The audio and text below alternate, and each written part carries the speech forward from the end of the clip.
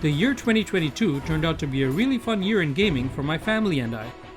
I kicked it off with the PS5 remaster of Uncharted Lost Legacy. It's definitely one of the best games in the franchise and incorporates all the elements that it's famous for.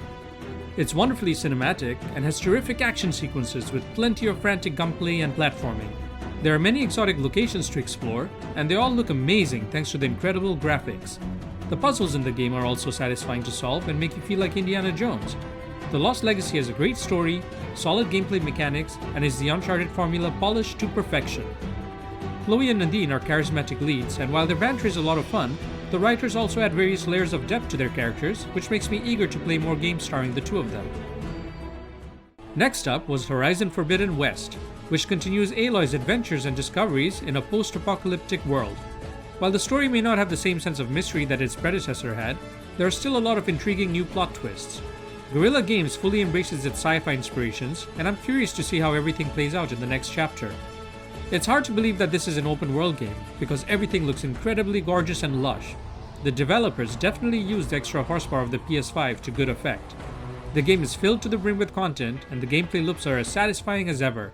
There are a bunch of new machine animals, as well as human factions to fight against, and Aloy can use a lot of cool new weapons and abilities that make combat fun and exciting. Horizon Forbidden West improves and amplifies all the things that made Horizon Zero Dawn so great, and also changes up the formula at times to keep things fresh and interesting. During the spring of 2022, my friends and I tried out Sea of Thieves for the very first time. We were eager to become infamous pirates and wreak havoc across the 7 seas, but we ended up wreaking more havoc on ourselves. I mean, here we are, trying to take a selfie, when it dawns on us that no one is sailing the ship, which is headed directly towards some dangerous-looking rocks. We also picked fights with both human and AI enemies, but we were woefully unskilled when it came to sword fighting and manning cannons, and most of these battles ended up with our ship sinking and us in JV Jones' locker. Even innocent things like cooking food would end in disaster for us, like the time one of us forgot to turn off the stove and accidentally burned the ship down. And I'll never forget the time we thought it would be a good idea to sail a cargo of gunpowder straight into a lightning storm, blowing ourselves to Kingdom Come in the process. Still, despite our inexperience, we did have a good time. For some reason, being in the midst of a battle where one person is navigating the ship, one is boarding up the ship's holes, and another is bailing water out of the hole was thrilling, and the few times we triumphed over our enemies made us feel great, especially when we took all the loot floating on the water and brought it aboard our own ship so that we could sell it at the ports. Also, there were some really cool story adventures we could play, like the one which was a tie-in with the Pirates of the Caribbean franchise. It let us explore the bottom of the sea, solve puzzles together, and fight off the Siren Queen and also a humongous kraken. We have a lot of good memories from playing those adventures. Yes, that even includes the time that I had to go AFK, only to come back and find that my friends had voted to lock me in the brig and go off on an adventure without me. Treacherous pirates. For my daughter Liana's birthday, we got her Nintendo's Kirby and the Forgotten Land. It's a 2-player co-op game, and while I had planned on playing it with her, my son Kian usurped my position, and the two of them had a wonderful time playing it together while I watched jealously from the sidelines. Like in the previous games, Kirby had a whole bunch of abilities that he could copy from the enemies he swallowed and use them to get through the levels. Forgotten Land adds a new delightful mechanic called Mouthful Mode. It allows the pink blob to inhale traffic cones, speedy cars, vending machines, and other objects that actually change the shape and lets him gain all sorts of weird and wonderful moves. There were a whole bunch of awesome bosses to fight, and it was really fun to see the kids work as a team in order to defeat them. Kirby and the Forgotten Land is the kind of joyous game that Nintendo is so good at making, and I may have to bribe my daughter into playing it again, but with me this time.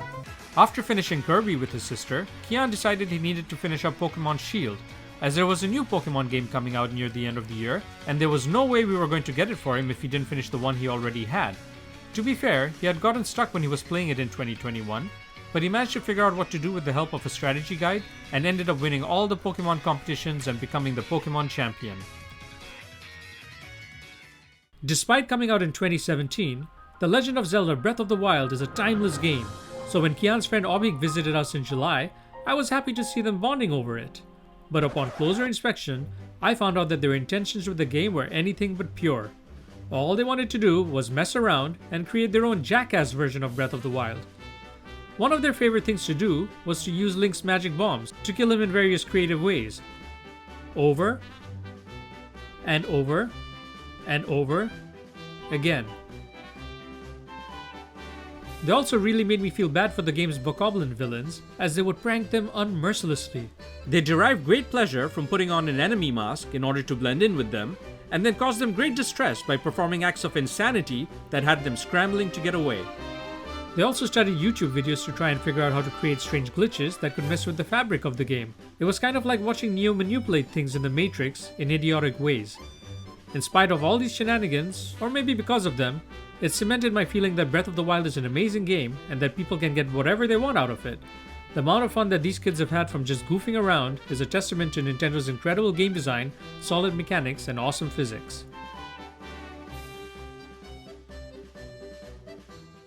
Liana started playing Alba, a wildlife adventure, which is a very charming game. You play as Alba, a young girl who explores a Mediterranean island while visiting her grandparents, only to find out that the local wildlife is suffering due to pollution and environmental problems.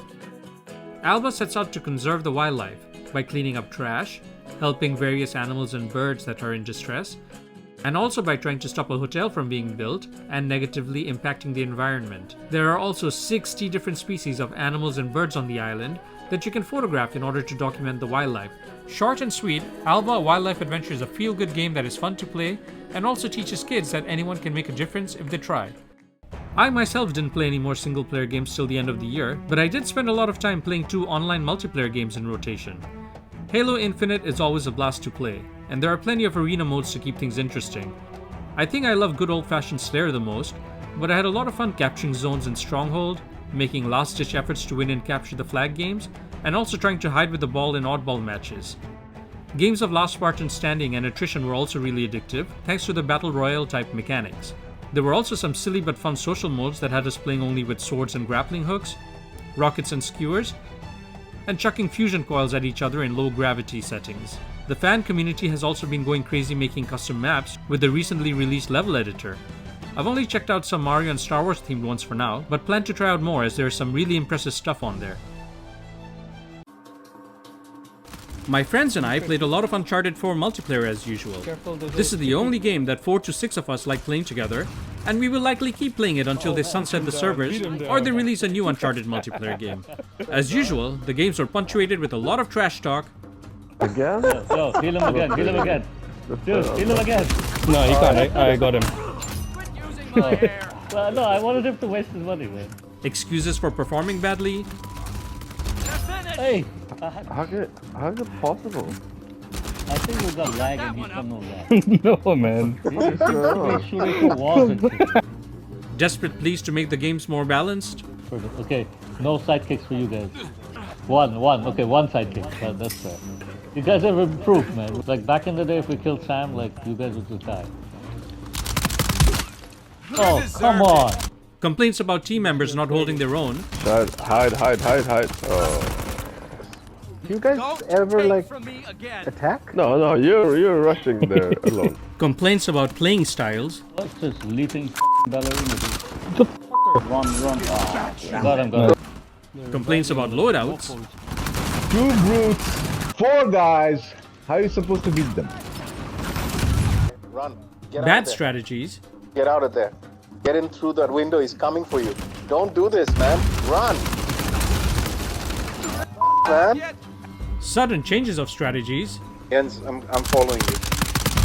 Yikes! They're here. Oh no, I'm not following you. Before us. Entreaties to be revived.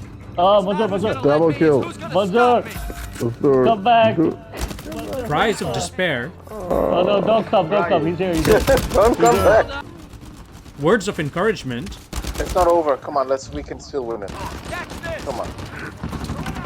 I don't see any reason we can't win. Did we tie it? No. One more. Oh! Even! That's 5. Tied. 5 seconds. Even. Whew. And much rejoicing over exciting matches. Oh, good game, guys. Woo. Oh, my Amazing. Kian played a lot of online multiplayer throughout the year too. I mean, he only played the Plants vs. Zombies games, but he definitely played them a lot. But when someone on Roblox recommended the game Bug Fables to him, he begged us to get it for him, and it took up a serious chunk of his gaming time. Bug Fables: The Everlasting Sapling is an adventure RPG in the vein of the first Paper Mario games. It has a charming art style, and according to Kian, it has a great story. You explore the world by controlling a bee, a beetle, and a moth, and use their different abilities to solve puzzles, find secrets, and so on. There's a lot of reading in this game, and I wondered how Kian would like it, as he is somewhat of a reluctant reader, but he took to it very well and really enjoyed all the dialogue. The only downside with him playing Bug Fables was that he started bugging us by showing off all the bug facts he had learned from the game. Later in the year, I got Ratchet and Clank Rift Apart for Liana. The game looks like a blockbuster animated movie, and it is great fun to play.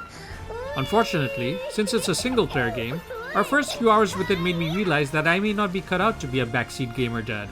Liana was more interested in going off mission and doing frivolous things like taking showers. She also terrorized innocent NPCs, which led to a serious discourse over the nature of good and evil.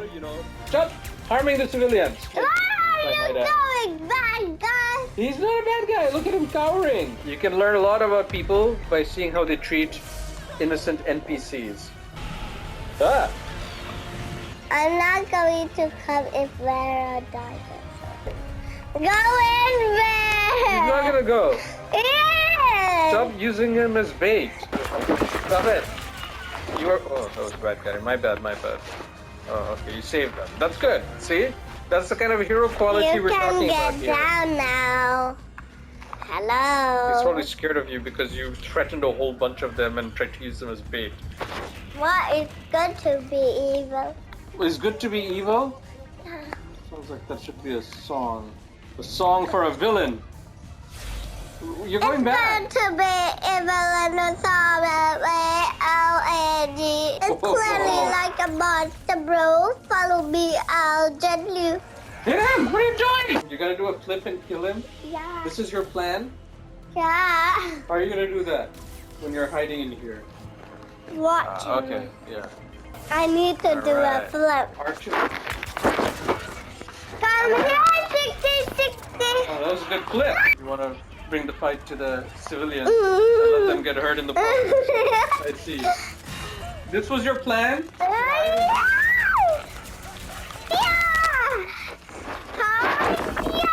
Incredible, your plan worked.